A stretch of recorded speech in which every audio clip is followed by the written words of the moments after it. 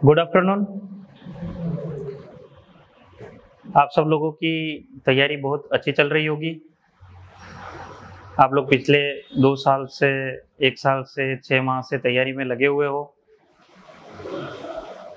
और जहाँ कहीं से भी आपने मार्गदर्शन प्राप्त किया है वहाँ से बहुत ही अच्छा मार्गदर्शन प्राप्त किया होगा और हमारी शुभकामनाएं आपके साथ हैं। ये परीक्षा आपको सरकारी शिक्षक बनाने के लिए प्रथम और अंतिम परीक्षा हो। आप सबको पता है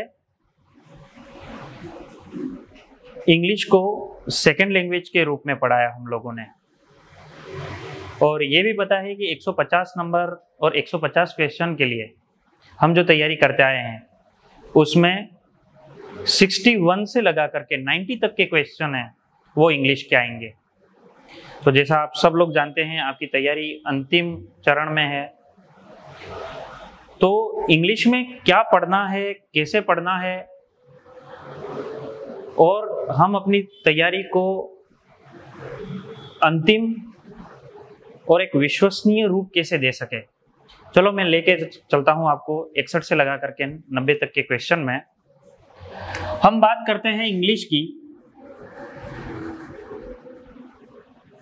इंग्लिश में जैसे पता है आपको 61 से क्वेश्चन शुरू होंगे और 90 तक क्वेश्चन चलेंगे। इस 61 से 90 तक के क्वेश्चन में आपको विशेष ध्यान ये रखना है कि हमारे पास 6 यूनिट हैं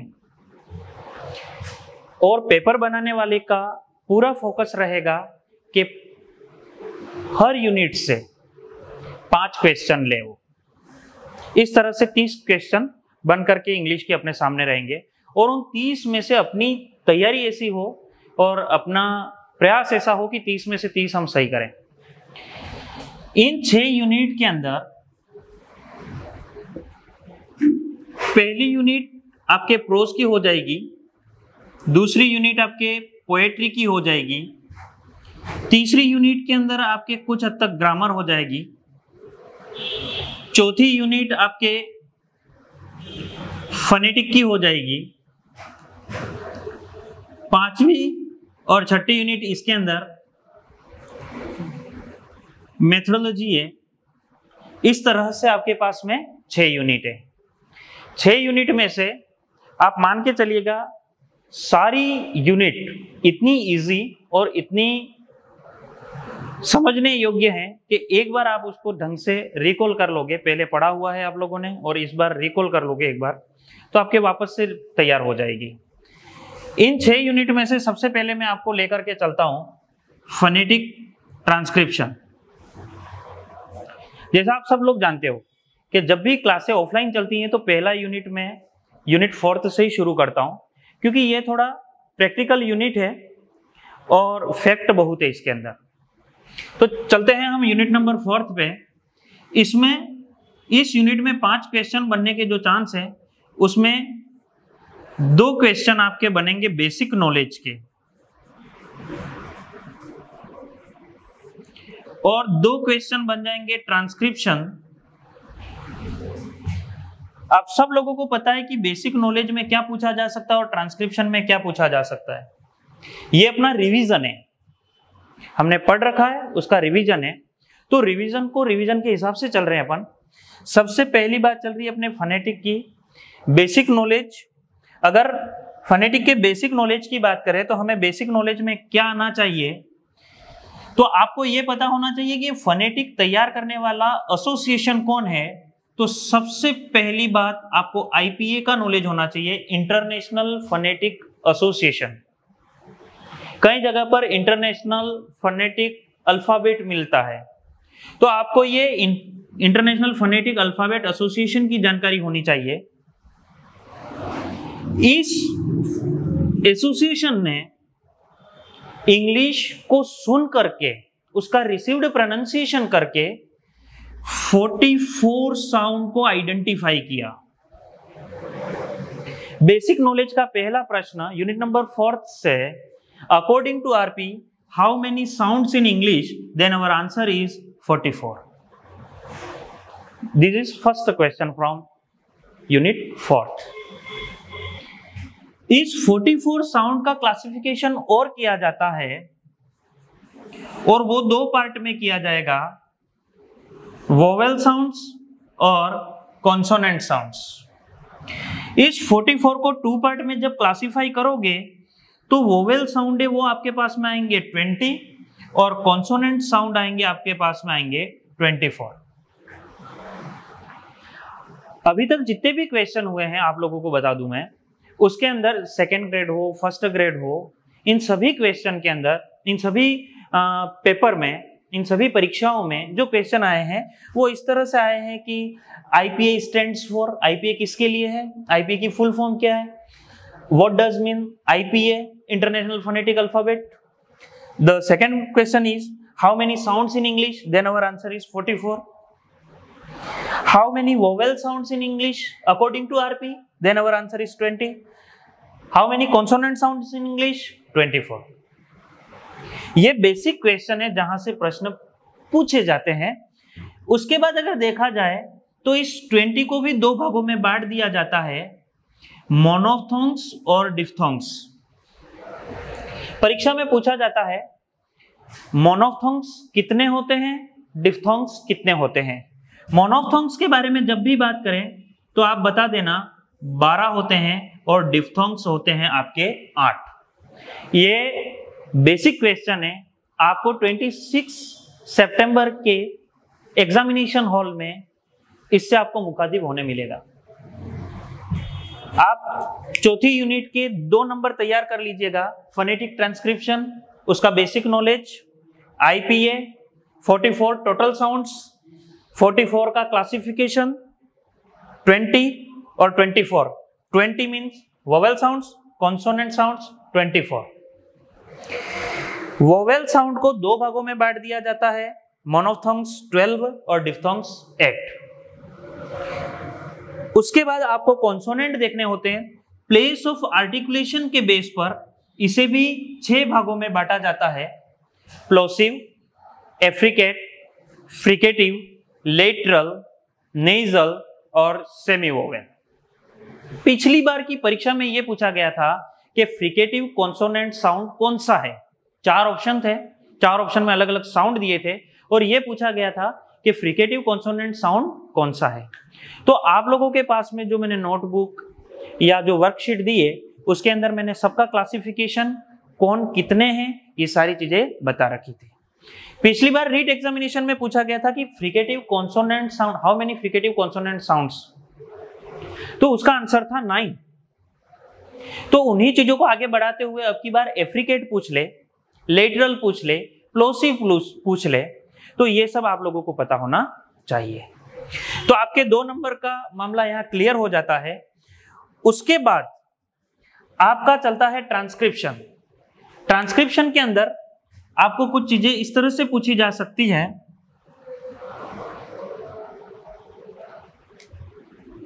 आपके पास में 44 साउंड थे, उस 44 साउंड को आपने 2 भागों में बांट दिया, वोवेल और कॉन्सोनेंट। वोवेल आपने 20 कर दिए, 20 को 2 भागों में बांट दिया, मोनोफ्थोंग्स और डिफ्थोंग्स। मोनोफ्थोंग्स को और नाम से भी जाना जाता है प्योर वोवेल, जबकि डिफ्थोंग्स को वोवेल ग्लाइड्स के नाम से जाना जाता है। ये मोनोफ्थोंग्स 12 होते हैं, डिफ्थोंग्स 8 होते हैं। कॉन्सोनेंट 24 होते हैं और इस 24 को 6 भागों में बांटा जाता है, plosive, affricates, fricative, lateral, nasal और सेमी वोवेल। पिछली बार का परीक्षा का प्रश्न यह था कि how many fricative consonant sounds in English. अब की बार 26 तारीख को जो पेपर होगा उसमें यह पूछेगा कि फ्रिकेटिव कॉन्सोनेंट साउंड कौन से हैं, तो आपको वो सब पता होने चाहिए।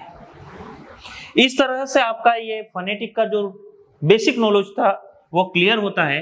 अब हम आगे बढ़ते हैं इसके ट्रांसक्रिप्शन को लेकर के।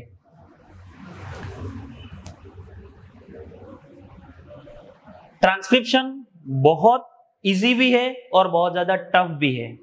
इजी तब होगा जब हम इंग्लिश के किसी वर्ड का सही से प्रोनाउंसिएशन कर पाते हैं, तो वो इजी है। जैसा आप हिंदी में बोल रहे हो वैसा उसको आपकी लैंग्वेज में उसको लिखना होता है, फोनेटिक लैंग्वेज में आपको लिखना होता है। लेकिन अगर आप ट्रांसक्रिप्शन ही सही नहीं कर पा रहे, आप उसका प्रोनाउंसिएशन ही सही नहीं कर पा रहे, तो आप ट्रांसक्रिप्शन सही नहीं कर पाएंगे। फॉर एग्जाम्पल, आपको कहीं लिखा हुआ ये मिल गया, आपको ये लिखा हुआ मिल गया, आपको ये लिखा हुआ मिल गया, और इसका ट्रांसक्रिप्शन करना है आपको ये लिखा हुआ मिल गया और इसका ट्रांसक्रिप्शन करना है। तो इन चीजों को हम बोलते गलत है, आम भाषा में गलत बोलते हैं। इसको हम नेफ्यू बोलते हैं, जबकि इसका राइट प्रोनाउंसिएशन होता है नेव्यू। और ये जो मैं बता रहा हूं आपको, ये सारे के सारे इंपॉर्टेंट एग्जांपल हैं। जैसे कि आ गया GOST, इसका प्रोनाउंसिएशन हम गलत ही करते हैं, इसको नेव्यू पढ़ते हैं, इसको क्लार्क पढ़ते हैं या क्लर्क पढ़ते हैं हम आमतौर पर, लेकिन इसका राइट प्रोनाउंसिएशन होता है क्लार्क। इसको हम सैंपल पढ़ते हैं, जबकि इसका राइट प्रोनाउंसिएशन है सैंपल। तो इस तरह से ट्रांसक्रिप्शन के जितने भी वर्ड आपको तैयार करवाए गए हैं उसको आप एक बार घर पर ढंग से रीड करके जाएं। आपको उसका ट्रांसक्रिप्शन पता होना चाहिए। यदि आपको ट्रांसक्रिप्शन पता है तो आप मान के चलिएगा आपका ट्रांसक्रिप्शन से रिलेटेड क्वेश्चन भी गलत नहीं जा सकता है। जैसे मैं आपको कब से ही कह रहा हूं, क्वेश्चन क्वेश्चन क्वेश्चन, QUESTION, इसका राइट प्रोनाउंसिएशन होता है क्वेश्चन, जबकि हम इसको क्वेश्चन क्वेश्चन अलग अलग तरीके से 10 तरीकों से बोलते हैं। जैसे क्वेश्चन की जगह पर हो गया आंसर, तो इसका राइट प्रोनाउंसिएशन होता है आंसर। ये चीजें जो आपको मैंने ऑफलाइन क्लासरूम में तैयार करवाई थी उसको एक बार आप वापस से रिकॉल कर लीजिएगा। ये था अपना यूनिट नंबर 4। यूनिट नंबर 4 के अंदर 5 क्वेश्चन बनने के जो चांस हैं उसमें आप मान के चलिएगा, पहला क्वेश्चन IPS से जुड़ा हुआ, दूसरा क्वेश्चन साउंड से जुड़ा हुआ, तीसरा क्वेश्चन क्लासिफिकेशन साउंड्स का, वोवेल और कॉन्सोनेंट। वोवेल कितने होते हैं, कॉन्सोनेंट कितने होते हैं। नेक्स्ट क्वेश्चन अगर उससे आगे का पूछे तो वोवेल के 2 क्लासिफिकेशन, मोनोफ्थोंग्स और डिफ्थोंग्स। और ज्यादा पूछ ले तो मोनोफ्थोंग्स को और किस नाम से जाना जा सकता है, डिफ्थोंग को और किस नाम से जाना जा सकता है। आपकी पिछली परीक्षा से सीधे जुड़ करके देखें तो पिछली परीक्षा के अंदर साफ तौर पर यह पूछा गया था कि फ्रिकेटिव कॉन्सोनेंट साउंड कितने होते हैं। हो सकता है आपकी बार एफ्रिकेट पूछ ले, या फिर उन साउंड्स के एग्जांपल दे दे कि इसमें से फ्रिकेटिव का ग्रुप कौन सा है या एफ्रिकेट का ग्रुप कौन सा है। यह चीज आपको बहुत अच्छे से पता होनी चाहिए। ट्रांसक्रिप्शन रिवीजन क्लास के अंदर इतना जल्दी से करवा पाना बड़ा मुश्किल है, लेकिन मैंने जो इंपॉर्टेंट जो एग्जाम्पल है उसके बारे में मैंने आपको बता दिया कि इन एग्जाम्पल्स को लेकर के आपको चलना पड़ेगा। कि ये ऐसे एग्जाम्पल है, परीक्षा में ट्रांसक्रिप्शन से जुड़े हुए 2 या 3 तरीके हो सकते हैं। एक तो वो इस तरह से पूछ ले और इसके नीचे अंडरलाइन करके कह दे कि इसका ये जिस साउंड के नीचे अंडरलाइन कर रखी है उस साउंड को किस सिंबल से रिप्रेजेंट किया जा सकता है।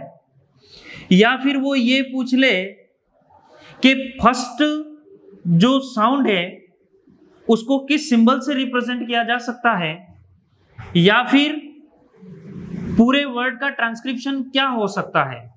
इसमें जैसे इसके नीचे अंडरलाइन करके वो ये पूछ रहा है तो हमें पता है कि इसके पीछे 3 डॉट आएगा, ये सिंबल इसको रिप्रेजेंट करेगा। यदि उसने पूछ लिया कि ये बर्ड जैसी स्थिति में क्या करेंगे, तो हमको पता है कि बर्ड के लिए फर्स्ट साउंड उसने पूछा है तो बी से सिंबलाइज्ड हो जाएगा। और बर्ड का पूरे का ट्रांसक्रिप्शन पूछ लिया तो वो इस तरह से ट्रांसक्रिप्ट हो जाएगा। और ये चीजें आपने ऑफलाइन क्लास में बहुत अच्छे से सीख चुके हैं। ये था यूनिट नंबर 4। लिमिटेड समय है, आपके पास में भी समय नहीं है। इसको देखते हुए अगर अपन आगे बढ़ें तो हम आते हैं यूनिट नंबर 4 के बाद यूनिट नंबर 2 पे। यूनिट नंबर 2 पे आते हैं और यूनिट नंबर 2 आपकी बहुत इजी है। मान के चलिएगा आपके 5 में से 5 नंबर आएंगे। यूनिट नंबर 2 में 5 में से 5 नंबर आएंगे। यूनिट नंबर सेकंड, यहां आपके आएगी पोएट्री। पोएट्री का मतलब एक पोएम आएगी, पोएम की 10-20 लाइनें आ गई आपके सामने, 10-12 लाइनें आ जाएगी पोएट्री की। उस पोएट्री की जो लाइनें हैं, उन लाइन में से या उस पोएट्री में से आपको कुछ speech, figure of speech identify करने हैं कि कौन सी लाइन के अंदर कौन सा फिगर ऑफ स्पीच दे रखा है। आपको मैं बता दूं, यहां पर भी आपके पास में लिमिट है कि इन्हीं फिगर ऑफ स्पीच में से पूछा जाएगा। यहां पर भी सिलेबस डिजाइन करने वाले ने आप लोगों का विशेष ध्यान रखा है कि कौन सी ऐसी 6 टर्म है जिनको हम रीट एग्जामिनेशन में पूछ सकते हैं। तो इसमें से 6 चीजें आपको पूछी जा सकती हैं। अलिटरेशन, असोनेंस, सिमिली, मेटाफर, पर्सनिफिकेशन और राइम। इन 6 चीजों, यूनिट नंबर सेकंड पूरी कंप्लीट, ये 6 चीजों का नॉलेज है यूनिट नंबर, और इतना इजी, मतलब आप सोच भी नहीं सकते हो कि अलिटरेशन और रेजोनेंस से ऐसे क्वेश्चन आ सकते हैं। आपको इन लाइनों में से किसी भी चीज के लिए कोई क्वेश्चन पूछे, कोई भी क्वेश्चन इस तरह से लिखा हुआ आ गया, तो आपको उन 4 ऑप्शन में से ही दिमाग लगाना है, बाकी चीजों के बारे में नहीं सोचना है। 4 में से अगर उसने कहा कि इस लाइन के अंदर अलिटरेशन है, असोनेंस है, सिमिली है या मेटाफर है, तो आप यहां पर, अब परीक्षा का समय नजदीक है इसलिए मैं कह रहा हूं, सीधे आप इन लोगों को, इन चीजों को अप्लाई करके देख लेना कि क्या लाइन के अंदर सर ने जैसे पढ़ाया था वैसी चीजें आ रही है क्या। अगर सर ने पढ़ाया वैसी चीजें आ रही है और सर ने कहा था कि ऐसी चीजें आने पर इसको हम अलिटरेशन कहेंगे, तो आप मान के चलना कि उसका उत्तर अलिटरेशन है, उससे बाहर कुछ भी नहीं है। तो आप लोगों को यह पता होना चाहिए कि अलिटरेशन, असोनेंस, सिमिली, मेटाफर, पर्सनिफिकेशन और राइम से कैसे क्वेश्चन आएंगे। चलिए सबसे पहले बात करते हैं अलिटरेशन की। अलिटरेशन और असोनेंस, इन दोनों का सेम काम है। इन दोनों का सेम काम यह है, ये दोनों साउंड का रिपीटिशन करते हैं। साउंड का रिपीटिशन करते हैं यानी कि साउंड का बार बार आना, एक जैसे साउंड का बार बार आना। साउंड के रिपीटिशन के 2 तरीके हो सकते हैं, एक तो कॉन्सोनेंट साउंड का रिपीटिशन हो सकता है और एक वोवेल साउंड का रिपीटिशन हो सकता है। कॉन्सोनेंट साउंड का रिपीटिशन हो रहा है मतलब आपके वो हो जाएगा alliteration. The repetition of consonant sound it means alliteration, repetition of vowel sound it means assonance. 2 चीजें clear, repetition of consonant sound alliteration, repetition of vowel sound assonance. अब यहां पर थोड़ी सी समस्या आपके सामने ये आएगी कि अलिटरेशन और असोनेंस में इन दोनों का कॉमन क्वेश्चन भी बन सकता है, क्योंकि आप लोगों को ये लगेगा कि अलिटरेशन तो इतना इजी हो गया कि रिपीटिशन ऑफ कॉन्सोनेंट साउंड, कोई भी चीज जैसे कल कवित अजमेर, कल कवित कलकत्ता गया, क और क, the repetition of consonant sound, तो ये कहलाएगा अलिटरेशन। क्या कहलाएगा? अलिटरेशन। हिंदी में आप जिसको पढ़ते हो अनुप्रास अलंकार। आप अगर यहीं पर आई फ्लाई काइट, यहां रिपीटिशन किसका हो रहा है? आई और आई, आई और आई, यहां रिपीटिशन हो रहा है वोवेल साउंड का। किसका हो रहा है? Vowel sound. वोवेल साउंड का रिपीटिशन मिडल में भी हो सकता है, जबकि कॉन्सोनेंट साउंड का रिपीटिशन आपके फर्स्ट में ही हो जाएगा। जब मिडल साउंड में भी अगर रिपीटिशन हो रहा है वोवेल साउंड का, तो आप मान के चलिएगा कि वो आपका एग्जाम्पल हो जाएगा असोनेंस का। Repetition of consonant sound alliteration, repetition of vowel sound is called assonance. और दोनों का कॉमन क्वेश्चन आ गया तो द टर्म्स या which terms can be used for repetition of sound या साउंड रिपीटिशन, कि साउंड की रिपीटिशन के लिए या साउंड को बार बार लाने के लिए कौन सी दो टर्म यूज की जा सकती है या कौन सी टर्म्स यूज की जा सकती है। तो ऐसी स्थिति में आपका अलिटरेशन और अजोनेंस दोनों उत्तर है, क्योंकि दोनों में साउंड का रिपीटिशन हो रहा है। क्लियर? अब अपन बात करते हैं सिमिली और मेटाफर की। सिमिली और मेटाफर, सिमिली और मेटाफर की जब बात करेंगे तो इनका भी काम जैसा यहां साउंड के रिपीटिशन का था वैसा ही काम सिमिली और मेटाफर का होगा। सिमिली और मेटाफर ये दोनों कंपैरिजन करने का काम करते हैं। इन दोनों का काम है कंपैरिजन करना, तुलना करना, अलग अलग ऑब्जेक्ट की तुलना करना। जब आप लाइक, एज, सो जैसे शब्दों के साथ किन्हीं दो चीजों की तुलना करोगे तो वो एग्जाम्पल आपका हो जाएगा सिमिली।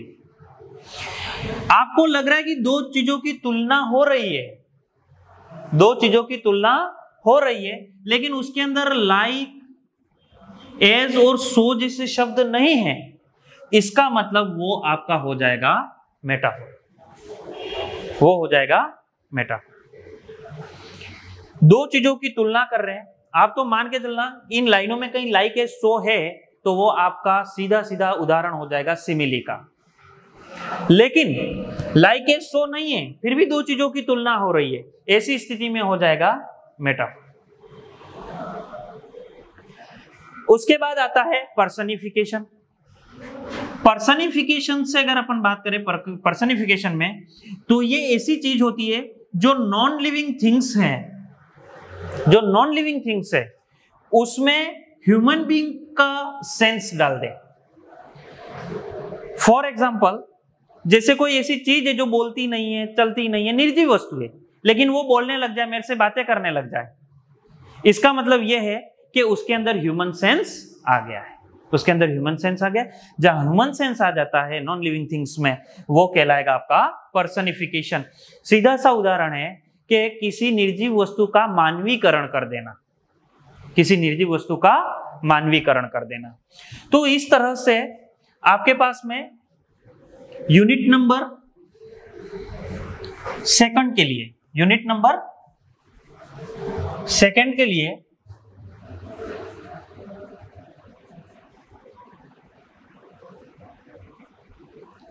आपके पास में 6 टर्म्स हैं, और ये 6 टर्म कहां से पूछी जाएगी? पोएट्री से पूछी जाएगी। 6 टर्म में आपके alliteration, assonance, simile, metaphor, personification और राइम। प्रश्न पूछने का तरीका आपके पास में 2-3 हो सकते हैं। आपको किसी चीज की डेफिनेशन पूछ ले, वो ये पूछ ले अलिटरेशन और डैश करके दे दे, एन अलिटरेशन इज और डैश, तो आपको पता है कि अलिटरेशन क्या होता है। Repetition of same consonant sound at the beginning is called alliteration. The second question, अगर वो डेफिनेशन पूछ ले, डेफिनेशन को पहले से उसने डिस्क्राइब करके दे दिया है, repetition of same consonant sound at the beginning is called, then our answer is alliteration. And third type question, तीसरा क्वेश्चन जो यहां से बन सकता है, किसी लाइन को, पोएट्री की किसी लाइन को उठा करके लिख दे और इसके उसमें कहेगा कि इसके अंदर कौन सा एग्जांपल है।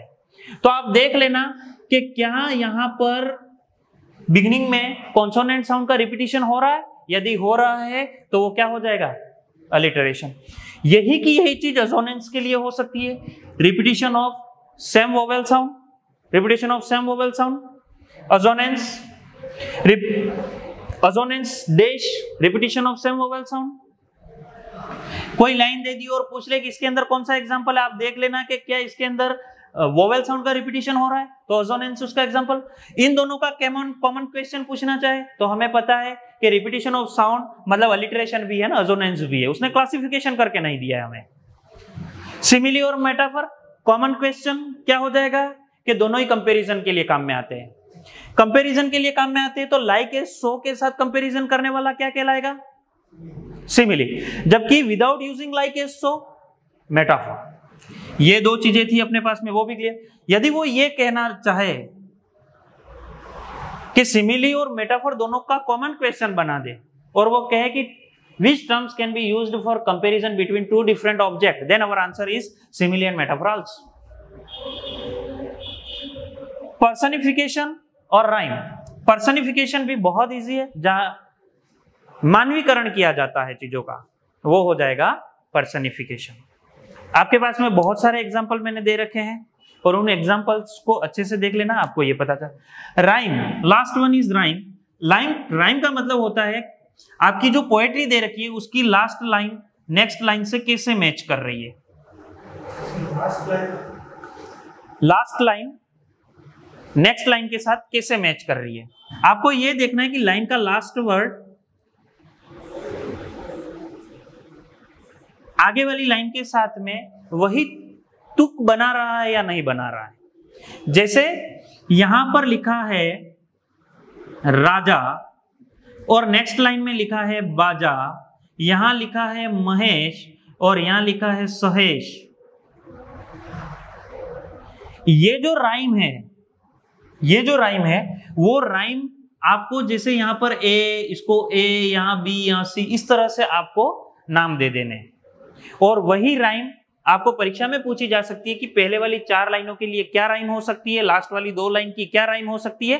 राइम आपको निकालने के लिए आपको लाइन का लास्ट वर्ड पढ़ना जरूरी है। लाइन का लास्ट वर्ड पढ़ा, नेक्स्ट लाइन का लास्ट वर्ड पढ़ा, अनदर लाइन का लास्ट वर्ड पढ़ा, देखते जाइएगा। अगर सेम राइम आ रही है, सेम बोलने में सेम आ रहा है, तो आप उसको वैसा ही नाम दोगे। जैसे ही चेंज हो गया तो आपको ए छोड़ करके बी देना पड़ेगा, बी छोड़ करके सी देना पड़ेगा। अगर दूसरी लाइन में आपके कोई काला आ रहा है और 5वीं लाइन में ताला आ रहा है, तो जो आपने दूसरी लाइन में बी दिया है तो 5वीं लाइन को भी आप बी दोगे।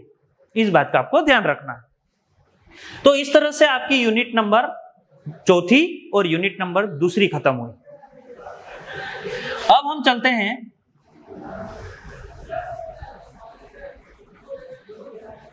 यूनिट नंबर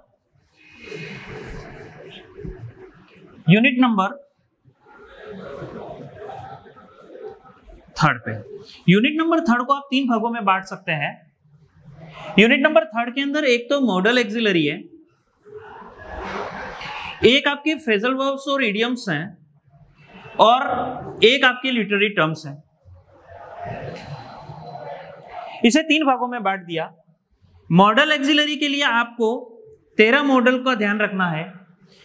किस इंटेंशन की वजह से कौन सा मॉडल आता है यह आपको पता होना चाहिए। पॉसिबिलिटी के लिए कौन सा मॉडल आ सकता है और रिमोट पॉसिबिलिटी के लिए कौन सा मॉडल आ सकता है, यह आपको पता होना चाहिए। आपको यह पता होना चाहिए कि ऑब्लिगेशन के लिए कौन सा मॉडल आ सकता है, स्ट्रॉन्ग पॉसिबिलिटी के लिए कौन सा मॉडल आ सकता है, यह चीजें आपको पता होनी चाहिए। लेकिन जैसे रीट की परीक्षा की बात करें तो रीट में परीक्षा में मॉडल एक्सिलरी को पूछने के 3 से 4 तरीके हो सकते हैं। मॉडल एक्सिलरी को सीधा इंटेंशन वर्ड देकर के पूछा जा सकता है, या मॉडल पहले से दे रखा है और उस मॉडल की वजह से कौन सा इंटेंशन बनता है वो 4 ऑप्शन में आ जाए। 10th स्टैंडर्ड तक ये कहा जाता है कि ये इंटेंशन है, कीवर्ड जिसको कहते हो, वो आपके ब्रैकेट में दे रखा है और खाली स्थान में आपको कह देगा कि इसमें कौन सा मॉडल आएगा। जब अपन मॉडल की बात करते हैं तो आपको ये सारी चीजें पता होनी चाहिए। कंडीशनल सेंटेंसेस के अंदर आपको ये पता होना चाहिए कि जब वर्ब की फर्स्ट फॉर्म आ रही है, सेकंड फॉर्म आ रही है, हेड प्लस थर्ड फॉर्म आ रही है, ऐसी स्थिति में हम क्या करेंगे। मॉडल एक्सिलरी आपके यूनिट नंबर 3 में, यूनिट नंबर 3 के अंदर पहला मॉडल एक्सिलरी, दूसरा फ्रेजल वर्ब और इडियम्स, इसको आप लोगों को पढ़ना होगा और ये पढ़ने से ही क्लियर होगा कि क्या कौन से फ्रेजल वर्ब्स हो सकती है, क्या इडियम्स हो सकते हैं, उसे आप अच्छे से तैयार कर लेना। और मैंने इसके लिए भी आप लोगों को फोटोकॉपी प्रोवाइड करवाई है। तीसरी जो चीज है वो है लिटरेरी टर्म्स की, और लिटरेरी टर्म्स यहाँ पर वो भी लिमिटेड है, 4। आपको लिटरेरी टर्म्स में 4 चीजें पढ़नी है। आपको पढ़ना है एलिजी, आपको पढ़ना है सोनेट, आपको पढ़ना है शॉर्ट स्टोरी और आपको पढ़ना है ड्रामा। इन चीजों को आपको पढ़ना है। जब आप पढ़ रहे होते हैं एलिजी को, जब आप पढ़ रहे होते हैं सोनेट को, शॉर्ट स्टोरी को, ड्रामा को, तो सबसे पहला क्वेश्चन एलिजी से बन सकता है कि एलिजी क्या है। तो एलिजी एक गीत है, शोक गीत है, जो किसी के मरने पर या किसी के बिछुड़ने पर गाया जाता है। तो elegy is a song which is sung on the occasion of someone death। किसी के मरने पर गाया जाता है, उसको कहते हैं एलिजी, शोक गीत। ये पोएट्री सेक्शन में आता है। दूसरी चीज आपको ये ध्यान रखनी है, एलिजी जो सॉन्ग है, जो शोक गीत है, उसे और कौन कौन से शब्दों से एक्सप्रेस किया जा सकता है, बताया जा सकता है। तो इसके लिए आपके पास में डिक्शनरी के अकॉर्डिंग शब्द होंगे। मॉर्नफुल सॉन्ग हो सकता है, फनरल सॉन्ग हो सकता है, मॉर्निंग सॉन्ग हो सकता है, सैड सॉन्ग हो सकता है। और इसमें ये एक विशेष भाव निकल करके आता है, ये दुख का भाव बताता है। भाई किसी के मरने पर या बिछड़ने पर हम कोई गीत गाएंगे तो शादी ब्याह वाले गीत कभी भी नहीं गाएंगे, दुख वाले गीत गाएंगे। तो जो अपना भाव निकलेगा वो भी कैसा भाव निकलेगा, दुख वाला, सोरोफुल। तो elegy is a song which is संग on the occasion of someone's death. Elegy is a mournful song, morning song, funeral song, sorrowful song. It express pensive और sad mood। ये दुख और नाराजगी वाला भाव जताता है। उसके बाद आता है सोनेट। सोनेट से क्वेश्चन बनने के पूरे चांस रहते हैं, क्योंकि ये 12th स्टैंडर्ड तक में पूछा जाता है। आपके सोनेट का यहां मतलब है 14 लाइन की एक पोयम, 14 लाइन की एक पोयम। इस पोयम का फिक्स स्टेंजा पैटर्न होता है और इसे फिक्स पैटर्न में लिखा जाता है। और इसको लिखने का जो तरीका होता है वो होता है आयम्बिक पेंटामीटर। पिछली बार रीट परीक्षा में पूछा गया था कि सोनेट को कैसे लिखा जाता है, तो उसको लिखा जाता है आयम्बिक पेंटामीटर में। अब आयम्बिक पेंटामीटर का क्या तोड़ है, या आयम्बिक पेंटामीटर हम किसे कह सकते हैं, तो इसकी जानकारी भी हमको होनी चाहिए। एक लाइन के अंदर एक आयम्बिक पेंटामीटर होता है। आयम्बिक पेंटामीटर यानी कि फीट, 5 फीट बराबर एक आयम्बिक पेंटामीटर। और ये फीट क्या होते हैं, तो आपको पता होना चाहिए कि ये सिलेबल होते हैं। 2 सिलेबल मिला करके एक फुट बनेगा और 5 फीट मिल करके एक आयम्बिक पेंटामीटर बनाएगा। अब आपको सिर्फ इतना ध्यान रखना है कि सोनेट की जो 14 लाइन है, उन 14 लाइन में क्या है, तो आप बता देना कि सर 14 लाइनों को प्रत्येक लाइन के अंदर आयम्बिक पेंटामीटर होता है। आयम्बिक पेंटामीटर में कितने फीट हो सकते हैं, तो 5 फीट हो सकते हैं। 1 फुट के अंदर कितने सिलेबल हो सकते हैं, तो 2 सिलेबल हो सकते हैं। 2 सिलेबल मिलकर के बनेगा 1 फुट और 5 फीट मिलकर के बन जाएगा एक आयम्बिक पेंटामीटर। ये सारी चीजें करने के बाद आपको सोनेट के अंदर कुछ चीजें और भी ध्यान रखनी होती हैं। आपको सोनेट की 14 लाइनों को कैसे लिखा जाता है, आयम्बिक पेंटामीटर में लिखा जाता है। आयम्बिक पेंटामीटर क्या यानी कि 10 सिलेबल है। 1 सिलेबल यानी कि अ या स्वर की ध्वनि है वो। अब बात करते हैं इन 14 लाइनों को देख करके इसे 3 अलग अलग भागों में बांटा जा सकता है। 3 अलग अलग भागों में बांटा जा सकता है सोनेट को। एक तो होती है इटालियन सोनेट, एक होती है शेक्सपियरियन सोनेट और एक होती है स्पेंसरियन सोनेट। इटालियन सोनेट को इटली के व्यक्ति पेट्रार्क ने इंट्रोड्यूस किया था, इसलिए इसको पेट्रार्कन सोनेट भी कहा जाता है। शेक्सपियरियन सोनेट इंग्लिश सोनेट के नाम से जानी जाती है क्योंकि इसको शेक्सपियर ने इंट्रोड्यूस किया है, और स्पेंसरियन सोनेट शेक्सपियर सोनेट का ही एक स्वरूप है, राइम स्कीम ही इसके अंदर चेंज की गई है। इटालियन सोनेट की 14 लाइनों को 2 भागों में बांटा जाता है, एक 8 और दूसरी 6। 8 लाइन को कहा जाता है ऑक्टेव और 6 लाइनों को कहा जाता है सेस्टेट। ऑक्टेव को फिर 2 भागों में बांट दिया जाता है, 4-4 लाइन के 2 टुकड़े हो जाते हैं और उसको कहते हैं क्वेट्रेंस। सेस्टेट को 2 भागों में बांट दिया जाता है, 3-3 लाइनों के 2 अलग अलग पैटर्न हो जाएंगे और उनको कहेंगे टर्सेट। परीक्षा की लिहाज से प्रश्न पूछा गया सोनेट का, और सोनेट में पूछ लिया कि सोनेट की राइटिंग स्किल क्या है, या एक लाइन के अंदर क्या होता है और किस मीटर में लिखा जाता है, तो कह देंगे आयम्बिक पेंटामीटर में। दूसरा क्वेश्चन पूछ लिया कि पेट्रार्कन सोनेट या इटालियन सोनेट को किन 2 भागों में क्लासिफाई किया जा सकता है, तो हम बताएंगे ऑक्टेव और सेस्टेट। वो ये पूछ लिए कि ऑक्टेव में कितनी लाइनें होती है, तो 8 लाइनें होती है पहले वाली। अंतिम 6 लाइनों को किस नाम से जाना जाता है, तो सेस्टेट।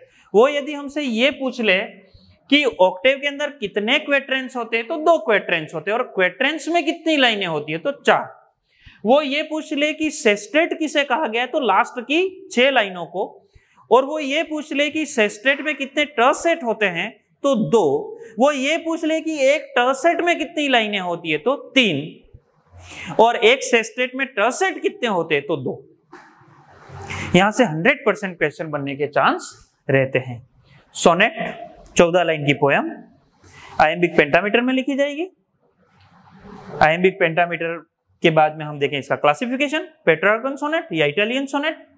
इटालियन सोनेट 14 लाइनें, पहले वाली 8 लाइनों को ऑक्टेव, बाकी की 6 लाइनों को सेस्टेट।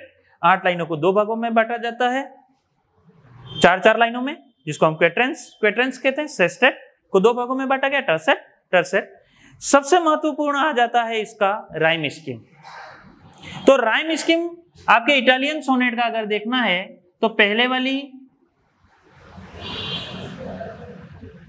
4 लाइनों का अब्बा, फिर 4 लाइनों का अब्बा, बाकी के सेस्टेट की जो 3 लाइनें हैं उसमें सीडीसी, सीडीसी या सीडीई, सीडीई ये चेंज हो जाएगा। The rhyme scheme of Italian sonnet आपको ध्यान रखना पड़ेगा, अब्बा अब्बा, सीडी सीडी।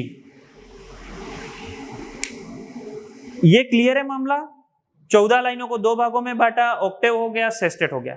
लेकिन यहां से जो क्वेश्चन बनेगा वो यह बनेगा कि इन दोनों लाइनों को अलग करने के लिए एक ट्विस्ट आता है। पहले वाली 8 लाइनें आपको प्रॉब्लम के बारे में बताएगी और बाकी की 6 लाइनें आपको सॉल्यूशन के बारे में बताएगी। पहले की 8 लाइनें आपको प्रॉब्लम के बारे में बता रही है, बाकी की 6 लाइनें आपको सॉल्यूशन के बारे में बता रही है। तो आप देखिएगा प्रॉब्लम और सॉल्यूशन के बीच की जो लाइन है, या पहले वाली 8 लाइन और बाकी के 6 लाइनों के बीच का जो डाइवर्जन है, जो 2 को अलग कर रहा है, उसे कहा गया है वोल्टा। क्या कहा गया है? वोल्टा। ये बहुत ही महत्वपूर्ण चीज है। Volta can be used in Italian sonnet. Volta क्या है? तो प्रॉब्लम और सॉल्यूशन के बीच का मार्ग।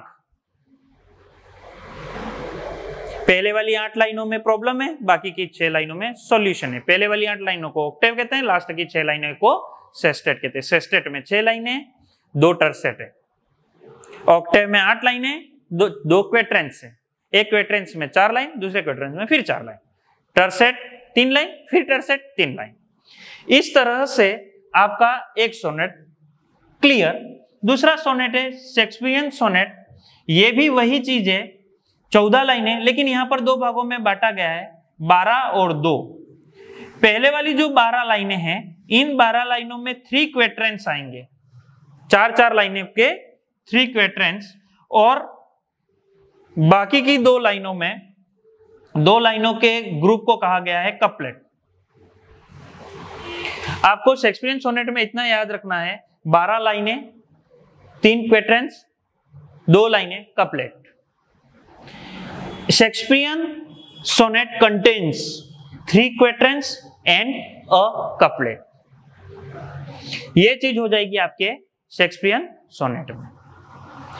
अब इसके राइम स्कीम की बात कर ली जाए, आपने पहले इसकी राइम स्कीम को देख लिया है, अब्बा अब्बा सीडीसी सीडीसी। अगर इसकी राइम स्कीम की बात कर लिया जाए तो A B C D C D, E F और जीजी, ये राइम स्कीम होती है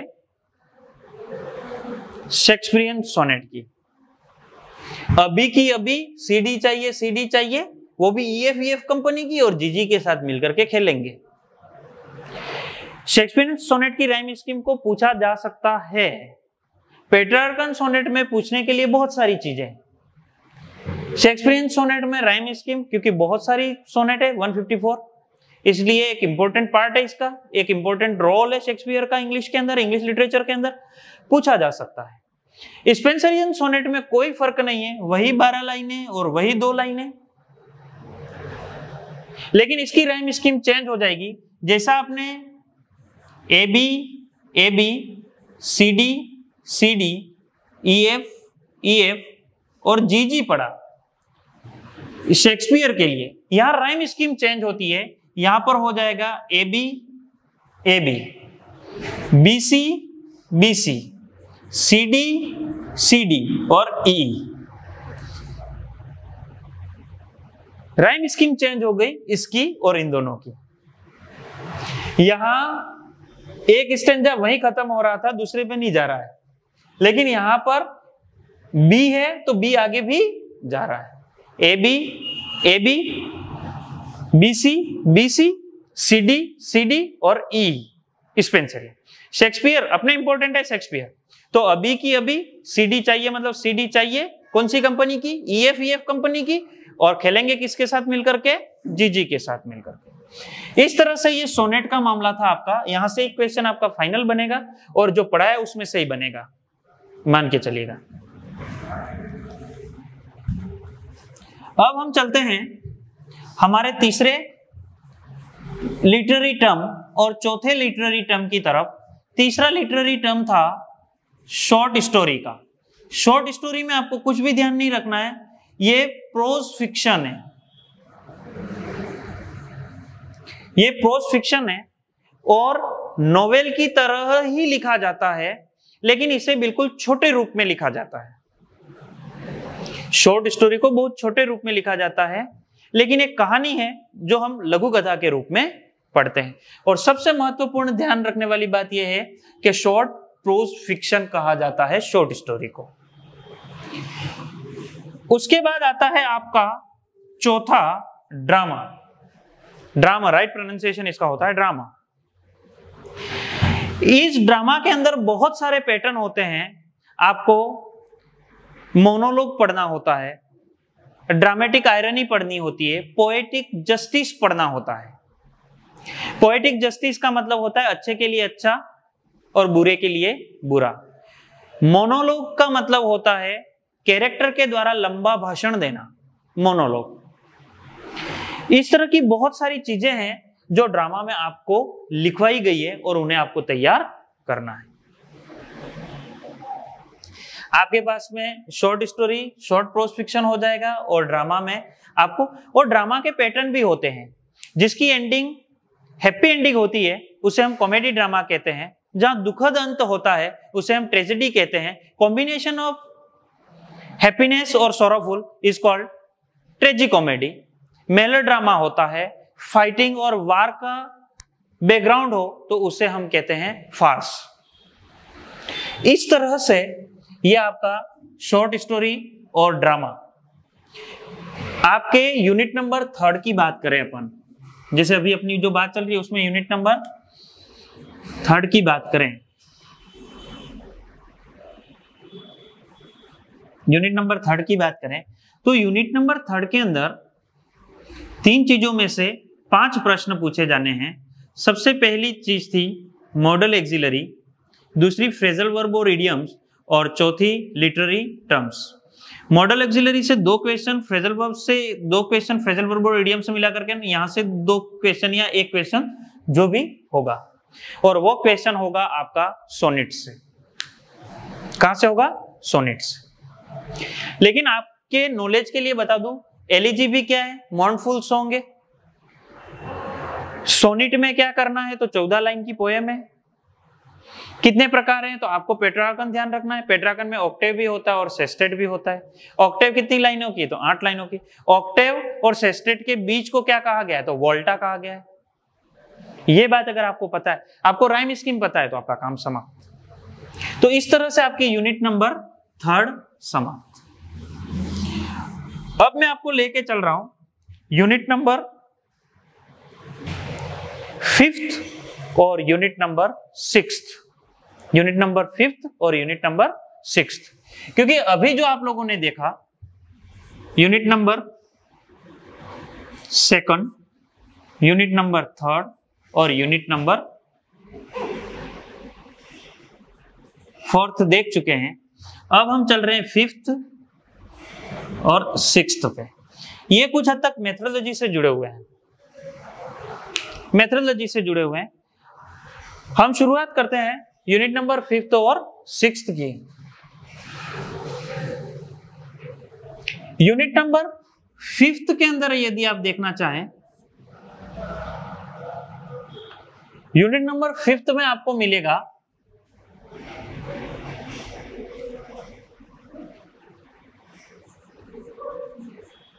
principal of English language teaching.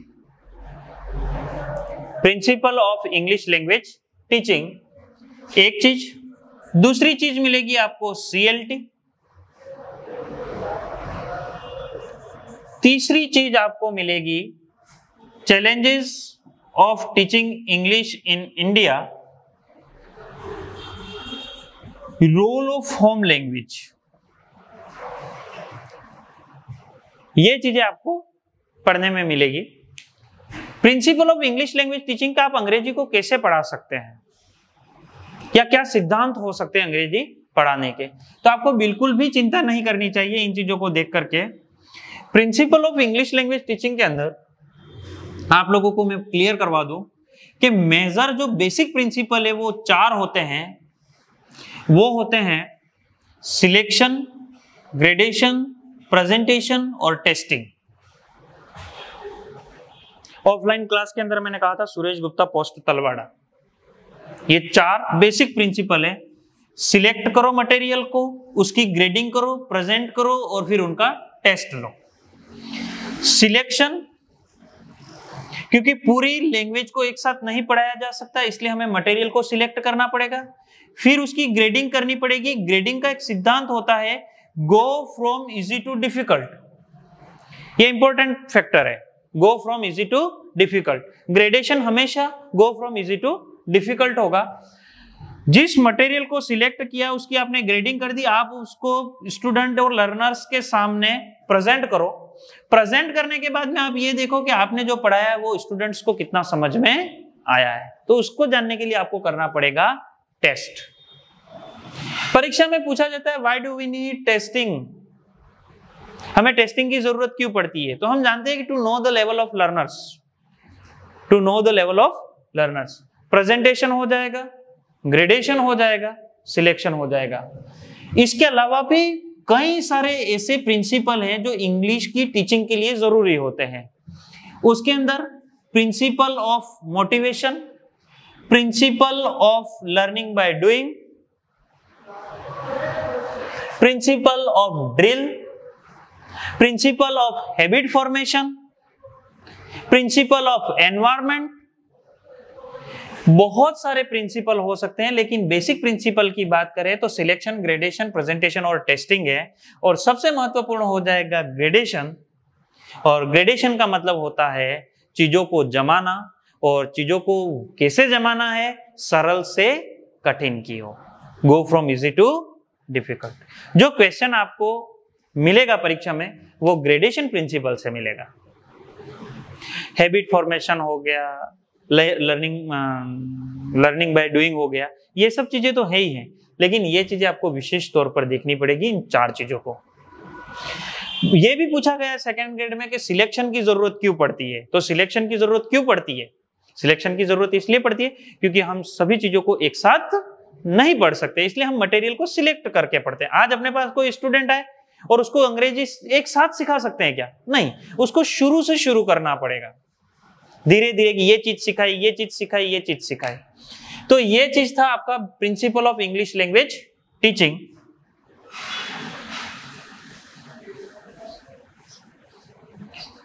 अब हम चल रहे हैं नेक्स्ट पे, जो है CLT, communicative language teaching approach और मेथड।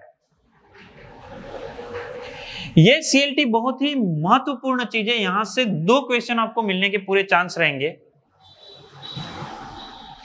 2 क्वेश्चन अगर आपको मिल गए तो आपको यह पता होना चाहिए कि इन 2 क्वेश्चंस को निपटाया कैसे जाए, और सही, बिल्कुल सही। CLT आपको यह कहता है कि आप अगर अंग्रेजी बोल रहे हो, अंग्रेजी बोलना सीख रहे हो, तो आपको कम्युनिकेशन करना जरूरी है। आपके पास में मेथड है, मेथड किसके लिए? अंग्रेजी सीखने के लिए। तो अंग्रेजी क्या है? लैंग्वेज है। लैंग्वेज को कैसे सीखा जा सकता है? बोल करके। तो इसने साफ कह दिया कि अंग्रेजी सीखना है आपको, तो अंग्रेजी को बोल करके सीख सकते हो आप। तो हमने कह दिया साहब कि हम बोलना शुरू कर दें, लेकिन गलत बोल दिया तो इस CLT ने कहा कि आप गलत बोलो, हमें कोई तकलीफ नहीं, सामने वाले को समझ में आ जाना चाहिए। आप अंग्रेजी में क्या बोल रहे हो, उसकी मीनिंग अगर सामने वाले तक पहुंच गई तो आपका बोलना सही। तो आप मुझे यह बताइएगा कि CLT का सबसे बड़ा कैरेक्टरिस्टिक्स क्या हो सकता है? मीनिंग। सबसे बड़ी चीज मीनिंग। CLT कभी भी आपको गलती करने से रोकेगा नहीं। आप अगर कोई गलती कर रहे हैं तो वो भी एक्सेप्ट है। आप अंग्रेजी में बोल रहे हैं और आपको किसी पर्टिकुलर चीज का इंग्लिश में मतलब नहीं पता है और आप उसको आपकी लैंग्वेज में, नेटिव लैंग्वेज में बोल देते हैं, आप नेटिव लैंग्वेज का यूज कर लेते हैं, तो भी CLT मना नहीं करता है। आपको कोई पनिशमेंट नहीं मिलेगी CLT के अंदर। आप नेटिव लैंग्वेज का यूज भी कर सकते हैं, आप ट्रांसलेशन कर सकते हैं, जहां आपको उचित लगे वहां ट्रांसलेशन हो सकता है, आप गलतियां कर सकते हैं। बस शर्त यह है कि आपको अंग्रेजी को सीखना है तो कम्युनिकेशन करना पड़ेगा, और कम्युनिकेशन करके आप लोगों को अंग्रेजी सिखा सकते हैं, खुद सीख सकते हैं। तो इसकी जो बेसिक चीजें हैं उसमें इन सब चीजों को आपको ध्यान रखना पड़ेगा। तो ये चीज थी आपकी CLT। CLT में आपको कम्युनिकेटिव कंपेटेंस का ध्यान रखना पड़ेगा। 4 प्रकार के कम्युनिकेटिव कंपेटेंस बताएं, उनका ध्यान रखना पड़ेगा। फिर हम आते हैं challenges of teaching English in India. Challenges of teaching English in India के अंग्रेजी को पढ़ाने के लिए भारत में कौन कौन से चैलेंजेस आ सकते हैं। तो हम सब जानते हैं कि इंग्लिश को पढ़ाने में हमारे सामने कौन सी समस्या हो सकती है। इंग्लिश को पढ़ाने में सबसे बड़ी समस्या हमारे सामने जो होती है वो ये होती है कि हम इंग्लिश को सब्जेक्ट के रूप में पढ़ाते हैं। हम इंग्लिश को सब्जेक्ट के रूप में, जबकि इंग्लिश सब्जेक्ट है क्या? इंग्लिश सब्जेक्ट नहीं है, इंग्लिश लैंग्वेज है। लैंग्वेज है तो लैंग्वेज को लैंग्वेज के हिसाब से पढ़ाया जाना चाहिए, और लैंग्वेज के हिसाब से पढ़ाने के लिए प्रॉपर इंफ्रास्ट्रक्चर होना चाहिए। भारत के अंदर सबसे बड़ी समस्याओं में देखा जाए तो पिछली बार का जो पेपर था उसमें द मेजर प्रॉब्लम पूछी थी इंग्लिश पढ़ाने की, तो उसके अंदर ये था पॉपुलेशन। पॉपुलेशन होने से ओवरक्राउडेड क्लासरूम होंगे, ज्यादा पॉपुलेशन होने से ओवरक्राउडेड क्लासरूम होंगे, और ओवरक्राउडेड क्लासरूम के अंदर आप अच्छे से नहीं पढ़ा पाओगे, तो ये एक प्रॉब्लम हो गई। एग्जामिनेशन के जो मेथड है वो ट्रेडिशनल मेथड है। एनवायरमेंट नहीं है इंग्लिश सीखने का, आउट ऑफ द क्लासरूम आपके पास में इंग्लिश सीखने का कोई नहीं है। ऑडियो विजुअल एड्स नहीं है स्कूल के अंदर, लैक ऑफ फैसिलिटी है, बिल्डिंग नहीं है, बहुत सारी ऐसी चीजें हैं जो हमें चैलेंज के रूप में देखनी होती है कि इंग्लिश को कैसे पढ़ाया जाए। Role of home language. किसी भी भाषा को सीखने के लिए अपने भाषा पर पहले परफेक्शन होना चाहिए। आप किसी भाषा को सीख रहे हो, किसी अन्य भाषा को सीखने के लिए जब भी आप प्रयास करेंगे तो आपकी जो भाषा है आपकी जो नेटिव लैंग्वेज है वो आपको बार बार बीच में आएगी। किसी भी भाषा को सीखने के लिए, जैसे आप इंग्लिश सीख रहे हो तो इंग्लिश को सीखने के लिए भी, अंग्रेजी सीखने के लिए भी आपके होम लैंग्वेज का, आपकी जो नेटिव लैंग्वेज है उसका अपना एक रोल होता है। तो इस तरह से यूनिट नंबर 5th में principal of English language teaching, CLT, challenges of teaching English in India और रोल ऑफ होम लैंग्वेज, ये टॉपिक थे जिनको अपन ने पढ़ा।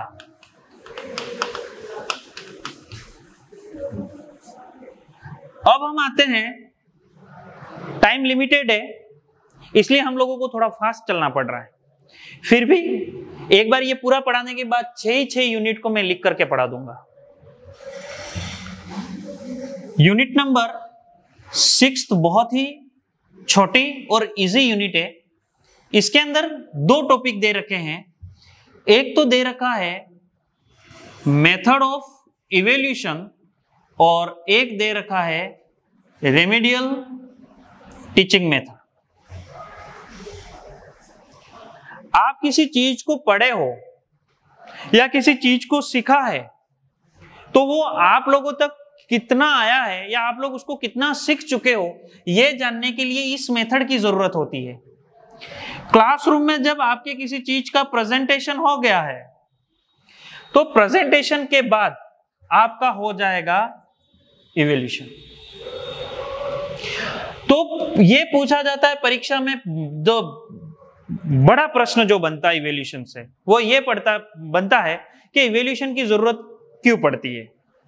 इवैल्यूएशन की जरूरत पड़ती है लर्नर्स के बारे में जानना कि लर्नर्स ने कितना सीखा है। यह होता है आपका इवैल्यूएशन। टेस्टिंग जिसको कहते हैं हम, असेस करना कि वो कितना सीख चुका है। जब आप लोगों को यह पता चल गया कि इवैल्यूएशन करने पर यह पता चल गया कि स्टूडेंट्स को पर्टिकुलर चीज नहीं आ रही है, उस पर्टिकुलर चीज को वापस पढ़ाना, वो आपका कहलाएगा रिमेडियल टीचिंग। रिमेडियल टीचिंग कब होगी? जब आपका इवैल्यूएशन हो चुका होगा। और इवैल्यूएशन कब होगा? जब क्लासरूम के अंदर टॉपिक का प्रेजेंटेशन हो चुका है। प्रेजेंटेशन होगा, इवैल्यूएशन होगा, और इवैल्यूएशन होगा तो पता चलेगा कि कहां पर कमजोरी है, और उसके बाद आपका हो जाएगा रेमेडियल टीचिंग। रेमेडियल टीचिंग किन स्टूडेंट्स के लिए हेल्पफुल होगी? जो स्लो लर्नर्स हैं, जिनकी मेमोरी पुअर है, जिनका याददाश्त कमजोर है, उनके लिए बहुत ज्यादा हेल्पफुल होती है रेमेडियल टीचिंग। तो जैसा हम देख रहे थे यूनिट नंबर 6 के अंदर 2 चीजें थी, मेथड ऑफ इवैल्यूएशन और रेमेडियल टीचिंग। इन दोनों चीजों को कब किया जा सकता है ये अपन ने देख लिया कि ये प्रेजेंटेशन के बाद इवैल्यूएशन के बाद रेमेडियल टीचिंग। रेमेडियल टीचिंग किनके लिए होती है? तो पुअर स्टूडेंट्स के लिए हो सकती है, CWSN के लिए हो सकती है, लैक ऑफ कंसंट्रेशन वाले स्टूडेंट होते हैं उनके लिए हो सकती है। इनकी बहुत सारी स्कीम होती है और बहुत सारे इसके टेक्ट होते हैं, टेक्निक होती है, टूल्स होते हैं। उन सब के बारे में चर्चा अपन अभी नहीं कर पाएंगे, लेकिन मोटे तौर पर यह देखा जाए तो इवैल्यूएशन क्या है और रेमेडियल टीचिंग क्या है। ये थी अपनी यूनिट नंबर 6, और उसके बाद आती है अपने यूनिट नंबर 1। यूनिट नंबर 1 जो है वो है आपके प्रोज से, पैसेज आएगा, पैसेज।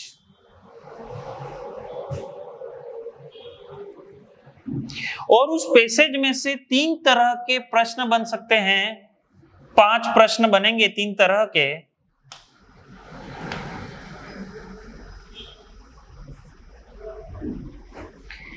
सबसे पहला प्रश्न बनेगा लिंकिंग डिवाइस का, दूसरा प्रश्न यहां से आएगा सब्जेक्ट वर्ब एग्रीमेंट का, और चौथा प्रश्न आएगा इन्फ्रेंस का।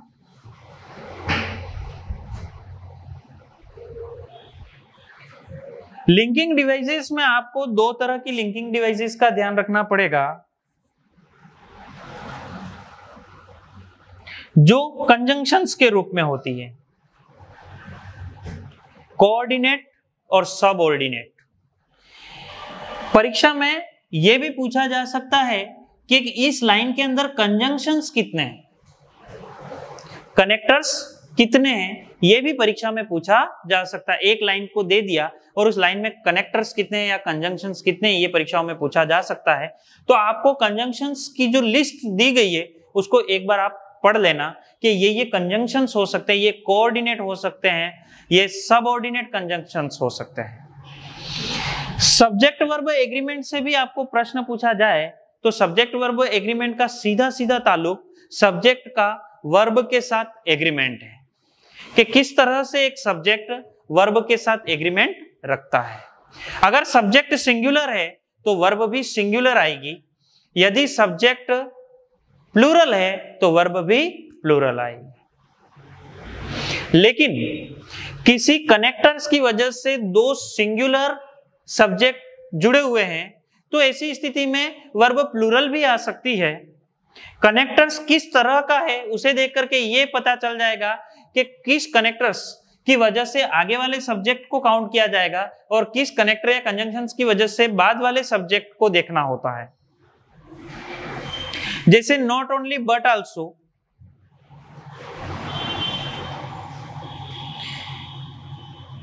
अलोंग विथ, ये कंजंक्शन आपस में बहुत अलग अलग जाते हैं।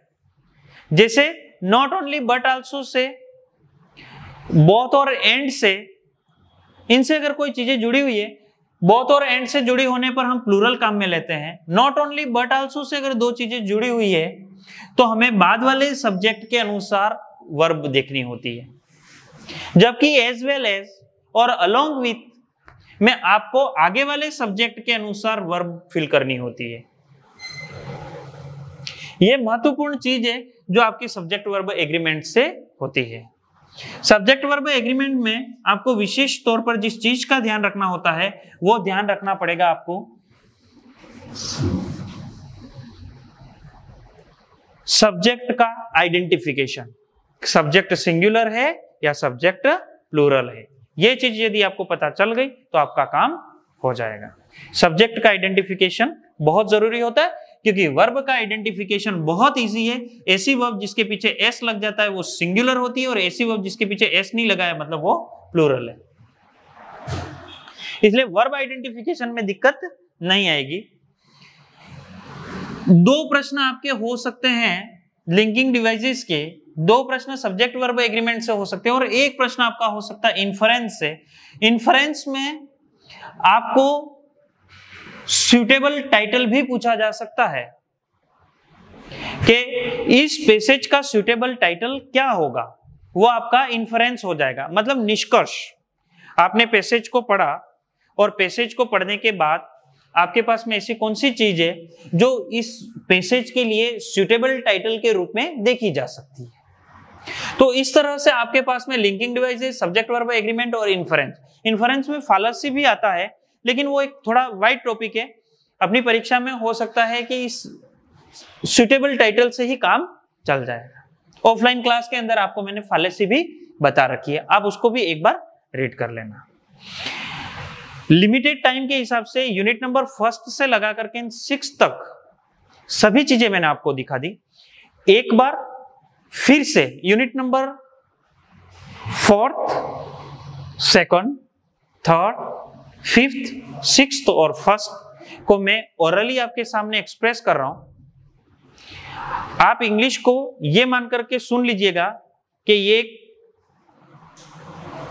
कथा है, एक कहानी है, आपके इतिहास की कहानी है और इतिहास की कहानी में जिस तरह से तथ्य याद रखते हो वैसे ही यहां पर अपन ने इसको जोड़ रखा है। आपको मैं यूनिट नंबर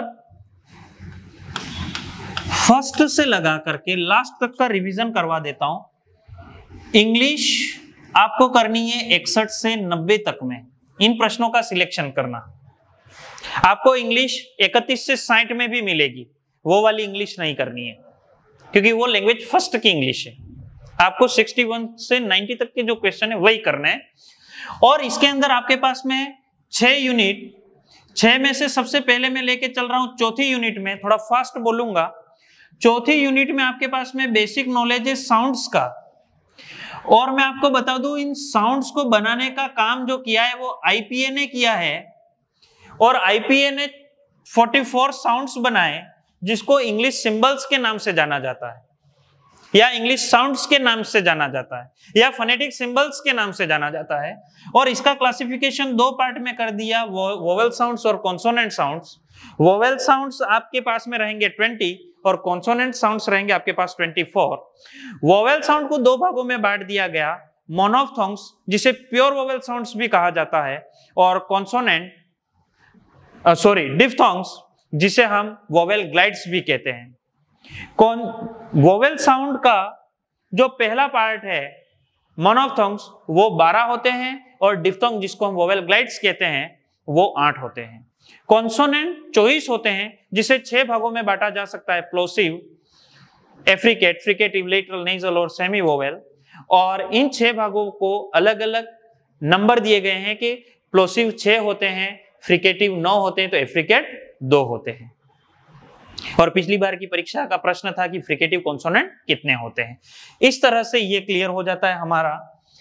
ट्रांसक्रिप्शन में या इसके साउंड्स के नॉलेज के बारे में और कुछ पूछा जाए तो आप लोगों को जो ऑफलाइन क्लासेस में पढ़ाया गया था उसको थोड़ा सा ध्यान रखिएगा। यूनिट नंबर 2 की बात करें तो आपके पास में एक पोएम आएगी, और पोएम में से 6 चीजें आएगी। उन 6 चीजों का आइडेंटिफिकेशन करना है, जैसे आपको alliteration, assonance, simile, metaphor, personification और राइम। अलिटरेशन का मतलब होता है repetition of same consonant sound. Assonance का मतलब होता है repetition of vowel sound. Simile और मेटाफर कंपैरिजन कराते हैं। दी गई लाइन में लाइक ए सो है तो सिमिली है, लाइक ए सो के बिना कंपैरिजन है तो मेटाफर है। नॉन लिविंग थिंग्स के अंदर ह्यूमन सेंस दिया जा रहा है तो आपका हो जाएगा वो पर्सनिफिकेशन। किसी लाइन के लास्ट वर्ड को नेक्स्ट लाइन के लास्ट वर्ड के साथ मैच कराना आपका राइम हो जाएगा। इस तरह से आपकी यूनिट नंबर 2 भी क्लियर। यूनिट नंबर 3 के अंदर आपके पास में मॉडल एक्सिलरी था, और फ्रेजल वर्ब्स और इडियम्स थे, और लिटरेरी टर्म्स था। फ्रेजल वर्ब्स और इडियम्स आपको याद करने होते हैं।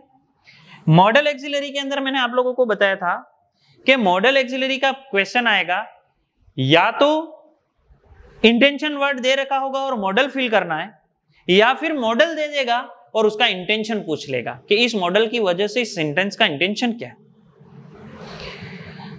जैसे ही हम आगे बढ़ते हैं तो हमारे पास में लिटरेरी टर्म आती है, और लिटरेरी टर्म लिमिटेड 4 हैं। उन 4 में एक तो है एलिजी, सोनेट, शॉर्ट स्टोरी और ड्रामा। एलिजी का मतलब होता है मॉर्नफुल song, morning song, sorrowful song, funeral song. ये किसी की मौत पर गाया जाता है, दुख में गाया जाता है, किसी के बिछड़ने पर गाया जाता है। इसका एक पैटर्न भी है जिसको हम कहते हैं पास्टरल एलिजी, जिसमें कवि अपने आप को शेफर्ड मानता है। मतलब इसका जो एरिया है वो रूरल एरिया होता है, कंट्री यार्ड होता है, देहात क्षेत्र में ये सब चीजें होती है। कवि ने इस तरह से अपने आप को खुद को एक गडरिया मान लिया, और गडरिया मान करके अपने दूसरे गडरिये से या अपने बिलव्ड से बिछड़ने पर जो गीत गाते हैं उसको कहते हैं पास्टरल एलिजी। आपका सोनेट है, 14 लाइन की पोयम है, फिक्स पैटर्न में लिखी जाती है, और प्रत्येक लाइन में आयम्बिक पेंटामीटर होता है। आयम्बिक पेंटामीटर का मतलब होता है 5 फीट। 1 फीट में 1 फुट में 2 सिलेबल होते हैं। सिलेबल का मतलब होता है स्वर ध्वनियां। तो 10 स्वर ध्वनियां एक किसी भी सोनेट की एक लाइन के अंदर कितनी स्वर ध्वनियां हो जाएगी? 10 ध्वनियां, यानी कि 10 सिलेबल। अगर वो पूछे फीट कितने होते हैं तो 5, और पेंटामीटर कितना होता है तो 1।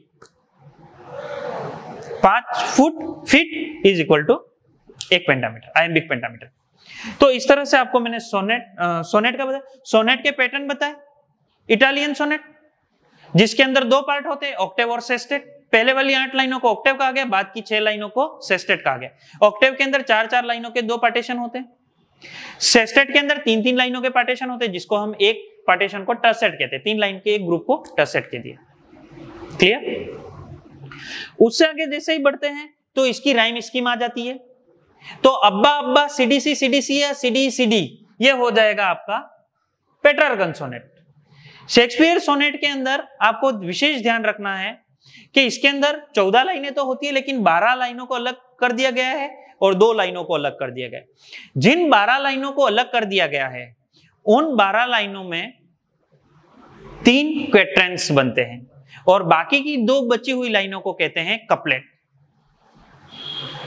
इस तरह से शेक्सपियरियन सोनेट पूरी होती है। शेक्सपियरियन सोनेट में भी राइम स्कीम अगर पूछ ले तो कोई दिक्कत नहीं है, A B C D C D, EF और जीजी, लास्ट वाले कपलेट का जीजी हो जाए। स्पेंसरियन सोनेट और शेक्सपियरियन सोनेट के अंदर जो मेजर डिफरेंस है वो है राइम स्कीम का। वहां राइम स्कीम हो जाएगी A B BC BC, CD CD, A B BC BC, CD CD और E, ये वहां का राइम स्कीम है। उसके बाद में शॉर्ट स्टोरी, प्रोज फिक्शन है, ब्रीफ वर्क होता है नोवेल का। ड्रामा में आपको ड्रामा के पैटर्न पता होने चाहिए और ड्रामा की टेक्निक पता होनी चाहिए, उसके अंदर कौन से टर्म्स यूज किए जाते हैं, जैसे असाइड है, सॉलिलकी है, पोएटिक जस्टिस है, मोनोलॉग है, इन सब चीजों के बारे में आपको पता होना चाहिए। तो ये थी आपकी यूनिट नंबर 3। यूनिट नंबर 5 और 6 के बारे में देखा। इसमें बेसिक प्रिंसिपल की बात करें तो Suresh Gupta post Talwara, Suresh Gupta post Talwara. Selection, gradation, presentation और टेस्टिंग। इसके अलावा principle of motivation, principle of environment, principle of learning by doing, principle of drilling, बहुत सारी चीजें हो सकती है, लेकिन बेसिक प्रिंसिपल की बात करें तो इनको देखना पड़ेगा। सिलेक्शन, सिलेक्शन इसलिए क्योंकि पूरी भाषा को एक साथ नहीं पढ़ाया जा सकता। ग्रेडेशन मतलब चीजों को जमाना सरल से कठिन की ओर, फिर उन चीजों को प्रेजेंट करना, प्रिंसिपल ऑफ प्रेजेंटेशन, फिर उन चीजों पढ़ाई हुई चीजों के बारे में जानना कि स्टूडेंट्स ने कितना लर्न किया है, वो हो जाएगा आपका सीखना, उसको स्टूडेंट्स को इवेल्यूएट करना, टेस्टिंग। उसके बाद CLT है, तो CLT में सबसे महत्वपूर्ण चीज होती है मीनिंग। सबसे महत्वपूर्ण चीज क्या हो जाएगी? मीनिंग। ये प्रश्न आएगा कि CLT की महत्वपूर्ण चीज है मीनिंग। CLT से अपने पास में क्या आता है? तो फ्लुएंसी आती है। एक्यूरेसी से ज्यादा क्या आएगी? फ्लुएंसी, क्योंकि अपन बोल करके सीख रहे हैं, बोल करके सीखते हैं, तो ये होता है। CLT कभी भी आपको ये नहीं कहता है कि आप गलती करो ही मत, आपको किसी भी चीज के लिए प्रोहिबिटेड नहीं करता है, आपको परमिशन देता है थोड़ी बहुत आप आपके नेटिव लैंग्वेज का यूज कर सकते हो, आपको कहीं पर भी रोकता नहीं है। अंग्रेजी पढ़ाने के जो चैलेंजेस हैं अपने 5वीं यूनिट में, चैलेंजेस में हम लोगों ने देखा था कि बहुत सारे चैलेंजेस होते हैं, जिसमें सबसे बड़ा चैलेंजेस है पॉपुलेशन, प्रॉपर ट्रेंड टीचर नहीं मिल पाते हैं, infrastructure of school, examination method, teaching method. ये सारी चीजें कहां से आएगी हमारे पास में? Challenges of teaching English in India. उसके बाद यूनिट नंबर 6 देखी। यूनिट नंबर 6 के अंदर 2 बड़ी चीजें हैं, मेथड ऑफ इवेल्यूशन और रिमेडियल टीचिंग। इवेल्यूशन कब होगा? जब क्लासरूम के अंदर उस चीज का प्रेजेंटेशन हो गया। प्रेजेंटेशन के बाद होगा आपका प्रेजेंटेशन के बाद होगा इवेल्यूशन, और इवेल्यूशन के बाद जब हम लोगों को, जो आपके टीचर है, उनको यह पता चल गया कि आप यहां पर कमजोर हो, उस चीज को पर्टिकुलर पढ़ाना आपका कहलाएगा रिमेडियल टीचिंग मेथड। आप लोगों के सामने यूनिट नंबर ये सब हो गई। आपका यूनिट नंबर 1 पैसेज में से लिंकिंग डिवाइसेस और सब्जेक्ट वर्ब एग्रीमेंट, सब्जेक्ट के अनुसार वर्ब का प्रयोग करना, और इन्फ्रेंस, जहां तक संभावनाएं बनेगी आपका सुटेबल टाइटल का क्वेश्चन आ जाएगा। इस तरह से आपके पास ये 6 यूनिट थी, और 6 यूनिट इंग्लिश की आपको मैंने रिकॉल करवाने की कोशिश की है। समय आपका ज्यादा समय भी नहीं जाना चाहिए, क्योंकि 26 सितंबर आपके एग्जाम है। मैं आप सभी परीक्षार्थियों को शुभकामनाएं प्रेषित करता हूं कि आप अपना 100% देंगे, और किस्मत भी आपका साथ देगी, और आप इसी परीक्षा के माध्यम से सरकारी विद्यालयों में शिक्षक के रूप में पदस्थापित हो जाएंगे। आप सब लोगों को बहुत बहुत धन्यवाद। हमारी शुभकामनाएं हमेशा हमेशा आपके साथ रहेगी। धन्यवाद।